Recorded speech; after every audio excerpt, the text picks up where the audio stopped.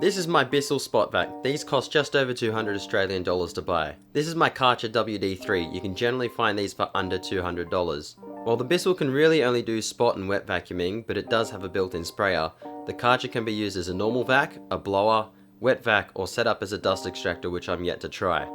I've also spent $50 on upgrading my Karcher to add on a foam filter for wet vacuuming, a longer hose, and a car nozzle. This does not have a sprayer built into the head and requires you to have a separate spray bottle. This is a very gross lounge and will be a perfect canvas for us to test the abilities of each vacuum. To keep the test neutral to start with, we'll be using just the water and cleaning solution from the spray bottle to keep an even amount of moistness.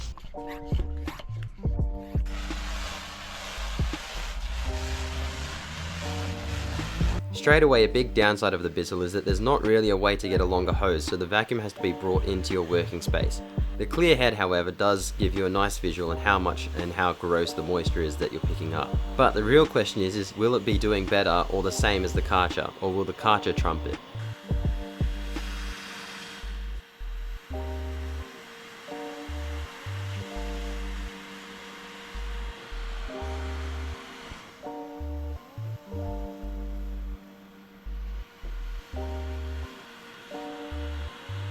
Switching over to the Karcher, straight away it looks and feels like it's pulling a significantly larger amount of water out from the lounge and leaving a much drier trail behind it. This lounge is very disgusting though, and a lot of these areas will need some sort of agitation to really lift out those stains.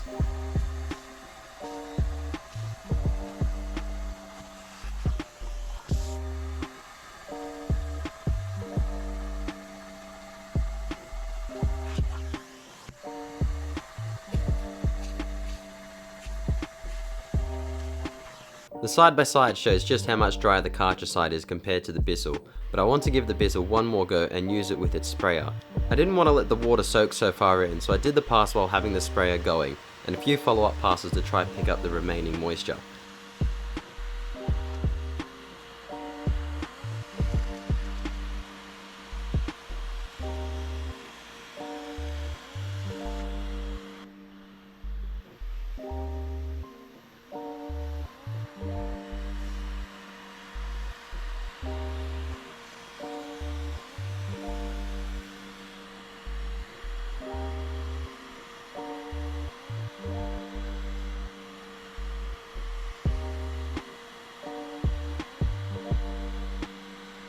It seems like it's been working fairly well until you go over it with the power of the Karcher.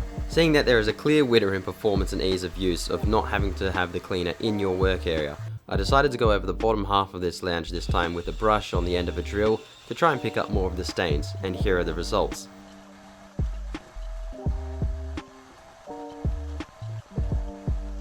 The bottom right corner we haven't touched at all. The top right is where we did our test, and that whole left side is where we've hit the drill with the Karcher. So which one would I choose? Should be pretty obvious. The Karcher is the winner here, based on its performance and its vast array of other jobs it can complete, and not just the wet vacuuming. The only downside is that you do have to use a spray bottle to wet down your item.